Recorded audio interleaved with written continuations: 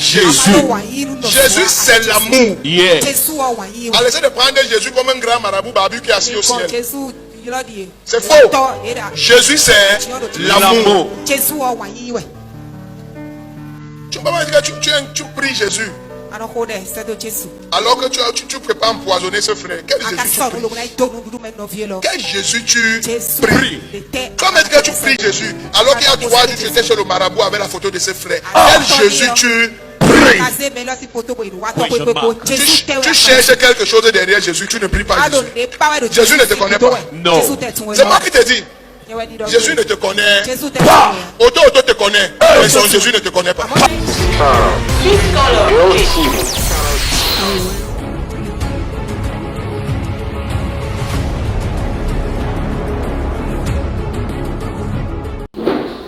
Bonjour bien-aimés qui cherchez le Christ véritable, le véritable Dieu, le Dieu vivant. Je suis Jordan Balocop et j'ai le plaisir, la grâce et l'honneur de recevoir pour vous l'apôtre Charles Passot, très connu sur le nom de Otto Otto. Il vient du Bénin et il va nous livrer ses secrets dans le ministère du Christ. Bonjour apôtre. Bonjour. Vous êtes aujourd'hui très apprécié sur les réseaux sociaux à travers votre ministère. Comment vous vivez cette expansion de votre église? Je dirais plutôt dans l'humilité totale et plus de crainte de Dieu, parce que l'expansion, c'est Dieu qui annonce un serviteur de Dieu. C'est pas un serviteur, c'est pas ton œuvre qui t'annonce, mais c'est Dieu qui t'annonce au peuple entier et au monde entier. Et pour que cette expansion soit continuelle, nous nous contentons de rester humbles et de continuer de demeurer dans la présence de Dieu, pour que ce Dieu continue de faire son œuvre. L'humilité, il vit cette expansion dans l'humilité totale. Je vous la conseille aussi, car la plupart des hommes de Dieu, les véritables hommes de Dieu, c'est ça qu'ils le disent. On va aller déjà dans votre autobiographie, c'est-à-dire de parler de vous-même par vous-même. Otto, il est apôtre, mais aujourd'hui évangéliste. Pourquoi apôtre? Vous savez, Dieu a dit allez partout dans le monde et faites de tous les peuples des disciples. Donc le travail apostolique est non seulement un travail qui nous permet de manifester, c'est un mandat qui nous permet de manifester la puissance de Dieu et également d'établir les églises dans les zones. Ce qui nous appelle directement au travail évangélique. Donc c'est pour cela que vous voyez, malgré le manteau d'apôtre, nous faisons le travail d'évangélique, c'est accomplir la parole de Dieu toujours. Donc vous portez, je peux dire, plusieurs manteaux dans votre ministère. Donc on vous retrouve dans le prophétique. Entre guillemets, ouais. Ça c'est bien ça. Alors, on va rentrer un peu plus tard, un peu plus en arrière. Oui.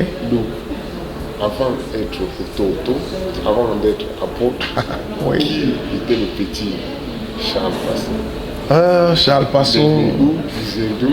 Charles Passot vient du Cameroun, précisément de l'ouest du Cameroun, et a grandi à Yaoundé, a fait ses études à Yaoundé, des études anglo-saxons bien sûr, parce que j'ai fréquenté dans la section anglophone, parce que le Cameroun il est bilingue. J'ai fait mes études dans la zone anglophone et après mon baccalauréat, j'étais inscrit à l'université de Soie, où je n'ai pas pu boucler l'université à cause du football, parce que j'étais footballeur. Et on avait beaucoup de sollicitations à l'équipe nationale junior, dans les championnats.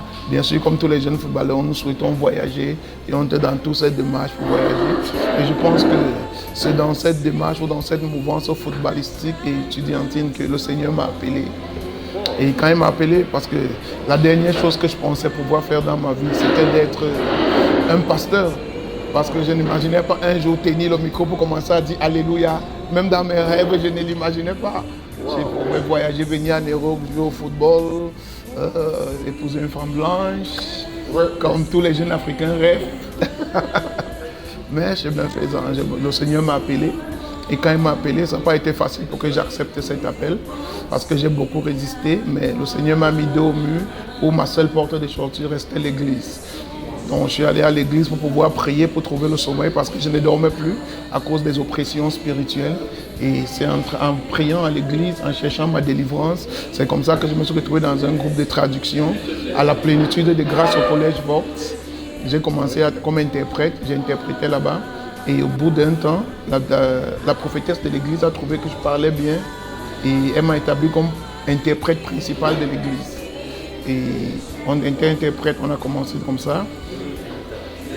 3 ans plus tard, je me suis retrouvé leader d'intercession. On était à l'évangélisation, on faisait presque tout à l'église. Et en même temps, on se battait, on travaillait pour trouver un peu de financement pour soutenir l'église. Bon, j'ai fait ça 3 ans. Après, j'ai quitté la plénitude. Je suis allé à une église prophétique qui est Heaven's Gate, où j'ai fait aussi 3 ans. Et après 3 ans, je me suis déplacé chez Douala. J'ai travaillé avec un prophète aussi là-bas qui s'appelle prophète Eric, où j'ai fait 3 ans. J'ai travaillé aussi avec une prophétesse appelée la prophétesse Kofi, où j'ai fait 2 ans avec elle, elle aux États-Unis actuellement. Et après les 2 ans, je pense que c'est un mélange de toutes ces oncions que Dieu a établi sur ma tête. Parce que, après tout ça, quand je faisais ça, je pensais toujours pas être pasteur. J'étais toujours en train de prier que Dieu me fasse voyager pour aller soit faire les affaires ou jouer au football. Parce que j'avais fermé la porte des études déjà à cause de ça. Et un jour, mon pasteur était en colère contre ses pasteurs. Et il a dit, toi, va monte sur l'hôtel, prêche. Comme c'est un pasteur qui devait prêcher, aucun pasteur ne prêche. Monte là-bas, fais une exhortation comme tu peux. À ma grande surprise, quand je suis monté, la présence de Dieu se manifestait. C'était glorieux. Et c'est waouh, ça m'a attiré beaucoup de problèmes dans l'église. Après ça, j'ai eu beaucoup d'adversité, beaucoup d'ennemis. Tout le monde m'a pris en adversité. Et je pense que même l'homme de Dieu, on n'a plus pu s'entendre. Et malgré tous les efforts que j'ai faits, il n'arrivait plus à me supporter. Oh, je ne savais même pas que je pouvais le faire. Je ne savais même pas que je devais être pasteur. Je me suis retiré 3 mois après. Il m'appelle, me dit, ok, viens, accompagne-moi. J'ai une église que j'ouvre, je veux que tu la diriges. On arrive là-bas, il change d'avis. Il dit, non, on ne dirige plus d'église, on n'ouvre plus d'église. Je ne comprends pas. Après, il me dit, ok, reste. Il n'a rien laissé, ni terrain, rien. Je dis, qu'est-ce que je vais rester faire ici? Je suis dans un pays étranger, je ne sais pas quoi faire. Il me dit, reste. Je suis allé voir un monsieur, il m'a dit, il y a un terrain envoûté quelque part. Personne n'entre là-bas. C'était au Bénin. Mais comment vous êtes arrivé au Bénin? C'est ce que je dis, ce prophète a dit, il avait une église au Bénin qu'il voulait ouvrir. On allait pour une campagne d'évangélisation. Nous arrivons au Bénin. Et quand nous arrivons au Bénin, il dit, ok, il change d'avis. Il dit, non, on rentre. Un leader dit non, on a besoin d'une église. Il dit ok, reste, si tu peux rester commencer, tu restes commencer. C'est comme ça qu'on me montre un terrain envoûté et il m'amène là, il dit personne, lui il a refusé d'entrer. Et dès que j'entre dans le terrain, je vois un serpent qui sort du sol. Je prends de l'eau bénie, je prie dessus, je jette et le serpent et 2 magouillas, ils se retournent tout lentement, ils marchent, ils vont entrer sous les bananiers. Oui. C'est comme ça que j'ai défriché un endroit sur ce terrain. Le lendemain, je rentre dans le quartier, je demande des petits tabourets chez les bonnes dames à Haut-Salin. Je pose là, je m'avais les invités qui viennent, on va prier ensemble. On faisait comme ça. Ils étaient peut-être 12 ou 10, on a commencé. Mais le premier jour, il y avait un fou dans la capitale ou dans la ville. Le fou est guéri, il est devenu normal. Premier jour. Le fou est devenu normal. Le lendemain, la maman du fou arrive. C'est comme ça qu'elle me donne 2 millions de francs pour me remercier. On a acheté quelques chaises, on a acheté quelques instruments et on tapait toujours les mains. Un mois après, l'église était à plus de 400 personnes. À cause des mouvances, des miracles. Et que dit à ce moment-là votre pasteur qui vous a laissé? Oh, il est devenu il m'a renvoyé au Cameroun. Voilà. Il m'a renvoyé au Cameroun. Il a renvoyé un autre pasteur. Après un temps, l'église est tombée. Et il m'a fait revenir encore pour la 2e fois. Je suis arrivé, j'ai remonté l'église pour la 2e fois. Il m'a encore renvoyé au Cameroun. Il a envoyé un autre pasteur, l'église est encore tombée. Et il m'a renvoyé pour la 3e fois. Pour la 4e fois, il m'a renvoyé. Je suis venu remonter l'église. La 5e fois, ils ont commencé avec tellement de problèmes, tellement de manigances, tellement... Je suis rentré, je lui ai dit, écoute, je ne sais pas ce que j'ai fait. Il y a un problème, il faut me dire. Que je travaille au Bénin, envoie-moi travailler autre part, j'ai aucun problème, mais laisse-moi travailler. Il m'a dit, je dois rentrer à Yaoundé, à la réunion, il va m'appeler. À la réunion, il ne m'a pas appelé du tout. C'est après que j'ai su que la réunion de pasteur était passée. J'étais tellement remonté que j'ai failli avoir une attaque parce que je n'arrivais même plus à bouger le bras à ce moment. C'était tellement, je ne comprenais pas. Et il m'a dit, oui.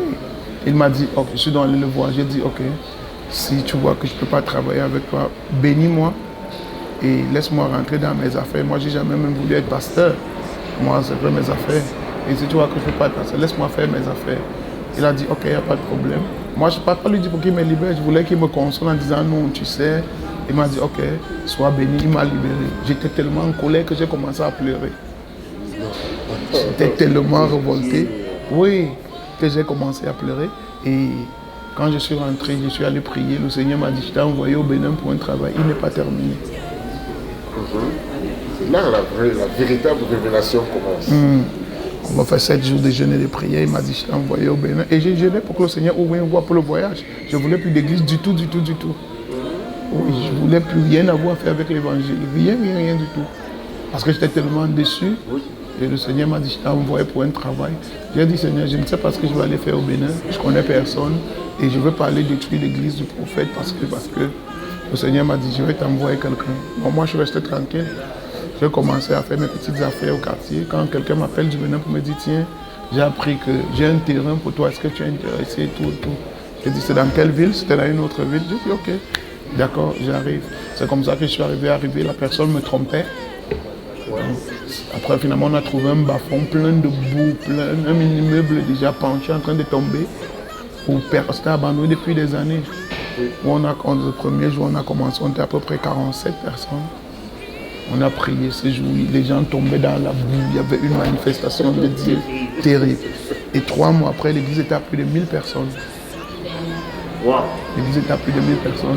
Et c'est comme ça que l'église est partie. Ça fait 4 ans aujourd'hui. L'église a une chaîne de télévision. L'église est installée dans presque tous les pays d'Afrique de l'Ouest avec des branches, avec des pasteurs et une organisation humanitaire et tout. Ça fait 4 ans, comme je disais, on a 4 ans. On est en train de construire aujourd'hui une synagogue de 20 000 places. Je pense. À Cotonou. Cotonou même. Cotonou. Super. Et tous ces fidèles-là, par rapport à vous, qui êtes le pasteur, qui manifestez puissamment les dons du Saint-Esprit, quelles sont les difficultés que vos fidèles rencontrent pour manifester autant de dons? Pour jouir de cette grâce? Je n'ai pas bien saisi la question. C'est-à-dire, selon vous, qu'est-ce qui empêcherait les fidèles? Je pense que vous le dites déjà, chaque jour, vous faites quoi? Il faut faire ci, il faut faire ça. Oui. Quel obstacle peut empêcher les fidèles de jouir de cette onction et de la manifester aussi? La première chose sera la désobéissance. Parce que tout ce que nous faisons par la parole de Dieu et la mouvance du Saint-Esprit. Comme je l'expliquais encore dernièrement, le Saint-Esprit est en nous, mais la parole de Dieu est comme la télécommande du Saint-Esprit. Sans parole de Dieu, le Saint-Esprit ne peut pas se mouvoir.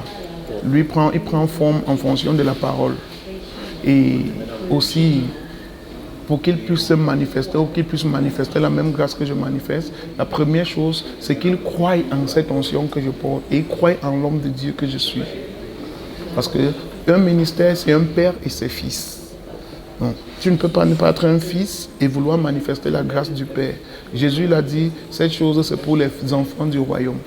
Ce n'est pas pour les chiens. Donc, si tu me regardes de l'extérieur, tu as un vu, peut-être tu critiques, tu es négatif, tu ne vas jamais pouvoir manifester cette grâce. Il faut d'abord l'accepter, la servir et en la servant, l'huile qui est sur moi va se manifester sur toi. C'est automatique, même si je ne prie pas pour toi, si tu l'acceptes et tu es humble dans ton cœur et tu sais, c'est automatique, ça vient sur toi. Ah, Dieu qui se cache en nous. C'est ce qu'il est en train de nous expliquer. Dieu se cache en ses serviteurs, donc on ne peut pas servir Dieu sans passer par ses serviteurs, si je comprends bien. Dieu, comme j'ai l'habitude d'enseigner à l'église, Dieu a besoin de la permission d'un homme pour venir agir sur terre. Dieu ne peut pas agir sur terre sans la permission d'un homme. Parce que Dieu a dit dans le jardin d'Éden, il a donné le pouvoir à l'homme. Il a dit, je te donne l'autorité d'assujettir et de dominer. Donc lui, la parole de Dieu devient une loi dès qu'il la prononce. Et quand il a dit ça, il a maintenant, pour que Jésus puisse venir, il avait besoin d'un corps. Lui ne peut pas venir si un homme ne lui donne pas autorisation. Et je pense que c'est la même chose avec les sorciers. Il faut toujours appeler un esprit pour qu'il vienne. Un esprit n'a pas le droit de venir sans qu'un homme l'ait appelé. Donc dans la dimension physique, c'est l'homme qui commande. C'est l'homme qui commande. Oui, dans cette dimension physique. Donc Dieu en nous, Dieu a besoin de nous pour pouvoir se mouvoir. Bravo. Merci pour cet éclaircissement, c'est clair. Restons au Bénin, le pays qui s'appelle le Dahomey, c'est-à-dire le ventre du serpent. Ils sont très développés en matière de volume. Oui. Nous sommes des spiritualités liées aux ancêtres, rencontrées par les ancêtres. Est-ce que vous pensez que cette spiritualité est compatible avec la vie avec Christ? Pas du tout. Pas du tout. Oui, parce que le serpent a une, je ne sais pas si je peux appeler ça qualité. Non, pas qualité. Le serpent est négatif en ce fait que quand nous parlons de serpent, nous ne parlons pas de l'animal. Ouais. Oh, oui, nous parlons d'un esprit. Et depuis le jardin, nous savons que le serpent est un rusé et un traître. Donc, si le peuple a été dédié à l'esprit de serpent, vous pouvez directement comprendre à quel esprit nous faisons face. Nous faisons face à un esprit des gens qui vont toujours essayer de te détruire, de te décevoir et même te tuer. Et je pense que c'est la mentalité qui domine plus sur le pays. Il y a toujours des gens qui se détruisent entre eux, se font du mal. Ils aiment bien quand personne n'évolue, nous restons là. Oui. Mais l'avantage en cela, c'est qu'ils sont déjà donnés à la foi. Ils croient déjà, ils connaissent déjà les rituels, ils connaissent les traditions, ils connaissent les sacrifices.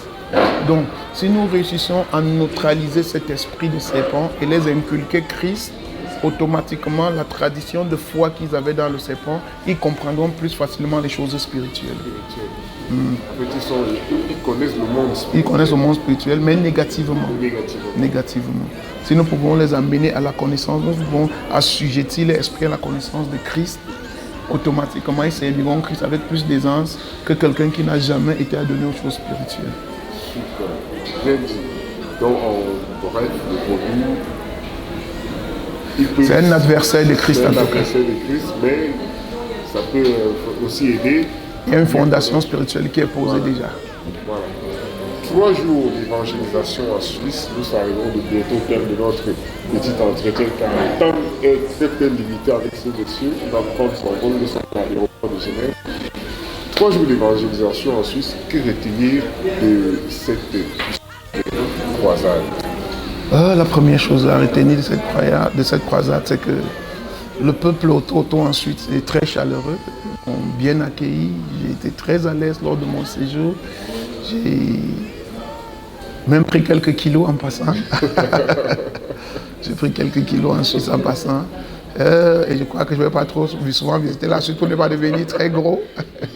Il faut consommer les légumes. Ouais. Bon, de côté spirituel aussi, il y a du travail, il y a du travail. Ils ont autant besoin d'aide que ceux de l'Afrique. Et le ciel est ouvert, Dieu manifeste sa gloire partout et le peuple est disposé. Donc je pense que c'est un terrain à gagner pour le Seigneur. C'est un terrain à gagner pour le Seigneur. Vous nous promettez un retour bientôt? Ouais. Je reviens et je dis cette fois même en force. En force, je reviens en force. J'ai maintenant jaugé et j'ai vu quel est le besoin du terrain. Et je sais comment aller intercéder devant la face de Dieu pour pouvoir revenir, aider tout ce peuple et même ramener certains à Christ. Je pense que d'ici le premier trimestre de l'année prochaine, je vais faire un retour ici. Par la grâce de Dieu. Voilà, chers téléspectateurs de Bible C, la Bible dit, nous arrivons au terme de notre entretien exclusif avec ce ministre du Christ qui a agi puissamment en Afrique et qui est venu nous rendre visite ici en Suisse. Je salue comme ça Pawatiri et Canasuis Color, Koinonia et tous les fidèles qui recherchaient puissamment le Seigneur. Merci. Otto, Ça a commencé comment Auto pour la foi? Auto, ça a fait couler beaucoup d'encre, même en Afrique. J'en disais, quoi? C'est quoi Auto? C'est quoi Auto? Alors, Auto, c'est tout simplement dit automatiquement. Ou instantanément. Du tic au tac, parce qu'au Bénin, le jargon, on dit azoroko, ce qui veut dire automatiquement. Donc, quand ils ont vu le Seigneur guérir les gens instantanément, et en célébrant les miracles de Dieu, ils ont baptisé le ministère Azoroko. Et quand on traduit aussi à un autre dialecte là-bas, ça veut dire auto. Ouais. Ce qui veut dire automatiquement. Donc le Dieu qui agit automatiquement. Et ils ont baptisé le ministère auto. Voilà, tout est dit. On espère donc vous retrouver très bientôt. Si vous pouvez vous adresser à tous ceux qui nous ont vus face à la caméra, qui était là pour vous. Soyez bénis et que le Seigneur vous visite tous. Je remercie tous ceux qui se sont déplacés pour ce programme et je vous assure, vos vies ne resteront plus les mêmes au nom de Jésus-Christ. Préparez-vous, la grâce Auto va revenir au premier trimestre 2020. C'est 2020 ? Premier trimestre 2020, soyez préparés. Je vais vraiment disposer mon esprit pour recevoir plus de Dieu, pour venir changer vos vies. Je vous donne rendez-vous en mars 2020. Soyez bénis. Merci Auto et à vous qui nous avez suivis. Je vous retrouve avec le même plaisir sur la même chaîne.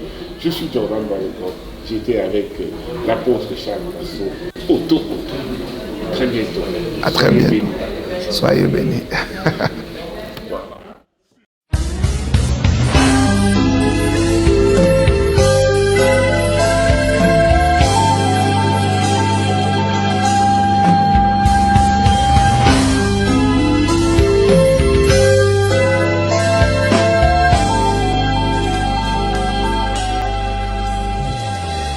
Est-ce que ton Jésus est vivant? Oh yes!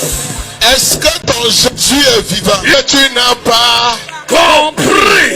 Est-ce que je peux te choquer? Lazare est ressuscité, mais Lazare est mort après. Alléluia. On a vu des gens qui sont ressuscités dans la Bible, mais après tous sont morts. Mais la mâchoire, la machia. Alléluia. Amen. Tous les dieux des autres religions sont morts. Ils ne sont jamais revenus. Vérité. Tous les princes de d'autres religions, ils sont morts. Ils ne sont jamais revenus. Mais toi et moi, notre prince, la mort n'a pas pu le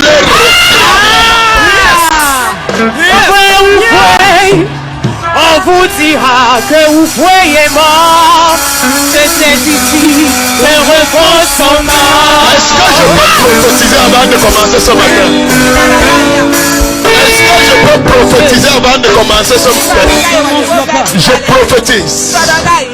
Après ce matin, tout ce qui était mort va reprendre vie. Amen. Je dis que ça va reprendre. Amen. Enfant de Dieu, écoute-moi, je t'en prie. Nous sommes à la fin des temps. Yes. Plusieurs personnes ne savent même pas que nous sommes à la fin des temps. J'ai l'impression que plusieurs personnes viennent à l'église sans même savoir ce qu'on fait à l'église. Ils viennent aussi danser, prier et partir.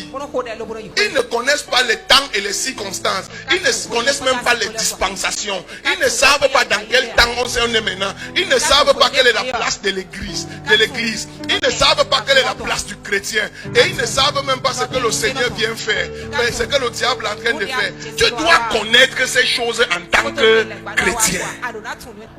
Enfant de Dieu, écoute-moi. Yes. Si tu ne sais pas, le Seigneur revient. Le Seigneur Jésus revient. Et quand il va revenir, il va enlever les enfants de Dieu. Je n'ai pas dit les gens qui vont à l'église. Il dit que même les pasteurs vont rester. Même les autos qui viennent dire power. S'il s'amuse, il va rester. Il vient pour enlever les enfants de Dieu. Maintenant, quand il vient retirer ses enfants, quand le Seigneur va venir pour l'enlèvement, ça ne sera pas fini. d'autres chrétiens vont rester. Lesquels chrétiens? Les chrétiens qui connaissaient Jésus, qui allaient à l'église, mais qui continuaient de vivre dans le péché. Il y a des chrétiens, ils viennent à l'église, ils servent à l'église, ils croient, ils prient, mais ils continuent la fornication, ils continuent le mensonge, ils continuent le vol, ils continuent la méchanceté. Ils savent que c'est mauvais, mais ils continuent. Mais il a connu Christ. Christ ne veut pas qu'une telle personne meure. Christ veut que la personne se repente de ses voies et revienne. Comme ça, quand il va venir, il va enlever son église, il va enlever les justes, il va enlever ceux qui marchent selon la voie de Dieu. Mais il va laisser d'autres chrétiens pour 7 ans. Pour 7 ans. Il y aura 7 ans. Et ces 7 ans, les pasteurs ne parlent jamais de ça. Mais si on ne prépare pas les gens pour ça, quand ils vont rester, ils ne sauront pas quoi faire. Il y aura 7 ans. Quand 7 ans vont rester, et quand ils vont rester pendant ces 7 ans, l'église sera enlevée. Le diable va répandre ses démons sur la terre. Quand l'église du Seigneur va partir, le diable va répandre ses démons. Ils seront partout. Même un pasteur pour prêcher, tu ne pourras plus voir. Parce que les temples comme ça, l'antichrist va prendre tout ça. Il va arracher tout ça. On va recommencer les cellules de maison en cachette. Et pendant ces 7 ans, les pasteurs seront décapités, déchirés. Les chrétiens, quand tu vas dire que tu connais Jésus, tu seras lapidé et tué. Les gens vont se cacher comme les rats. Et toute personne devra porter la puce. Il y aura une puce qu'on va mettre sur les mains de tous les hommes. Ça sera la marque du 666. Tu ne peux pas acheter sans la puce. Tu ne peux rien avoir sans la puce. Mais si tu as la puce, tu es parti du côté du diable.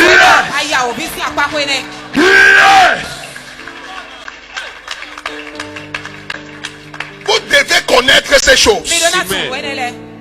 Frère, ne sois pas un chrétien de la tribulation. Sois un chrétien. Fais tout à l'enlèvement.